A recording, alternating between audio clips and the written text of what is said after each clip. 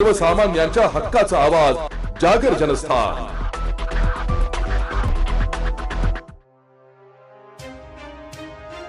राज्याचे उपमुख्यमंत्री अजित पवार यांच्या विमान अपघातातील दुर्दैवी निधनानंतर राज्याचे पणन मंत्री जयकुमार रावल यांनी तीव्र शोक व्यक्त केला असून महाराष्ट्राने एक अत्यंत अभ्यासू, कर्तबगार आणि लोकाभिमुख नेता गमावलाय अशा शब्दात आपल्या भावना व्यक्त केल्या।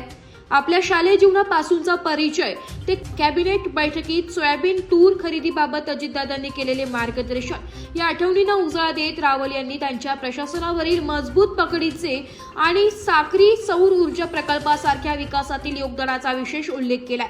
अजित पवार यांच्या जाण्याने केवळ राजकीय क्षेत्रातच नव्हे तर राज्याच्या विकास प्रक्रियेची कधीही न भरून निघणारी हानी झाली असल्याचे सांगत मंत्री रावल यांनी पवार कुटुंबियांच्या दुःखात सहभागी होत त्यांना श्रद्धांजली वाहिली आहे।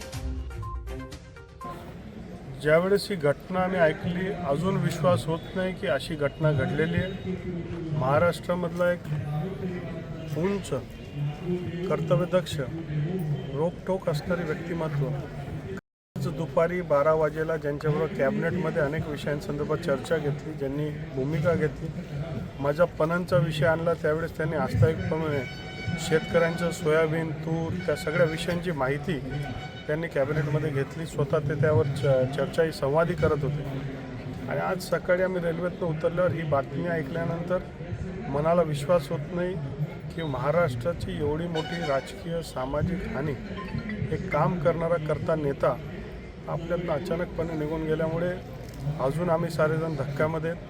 माझं जीवनामध्ये मी फर्स्ट इयर कॉलेजला ज्यावेळेस सिम्बॉयसिसला ॲडमिशन घेतलं त्यावेळेस बारामती हॉस्टेलला राहण्यासाठी मी ॲडमिशन घेतलं। त्याची इंटरव्ह्यू श्री अजितदादांनी घेतली। त्या दिवसापासून आमदार, विरोधी पक्षातला आमदार, मंत्री वगैरे हा सगळा प्रवास आणि सभागृहामध्ये ज्यावेळेस विधानसभा चालायची त्यांच्या मागे मी बसायचो, तर सतत त्यांच्या अनुभवाचा, त्यांच्या गप्पांचा, त्यांच्या अनेक गोष्टींचा लाभ हा आमच्यासारख्या युवकांना मिळत राहायचा।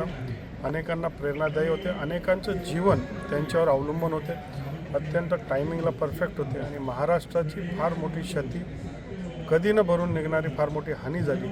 अजून देखील मनाला विश्वास होत नाही की दुर्दैवी घटना घडली। आजचा दिवस अत्यंत दुःखी आणि नुकसानदायक दिवस आहे। जागर जनस्थानसाठी प्रतिनिधी रूपक बिरारी, धुळे।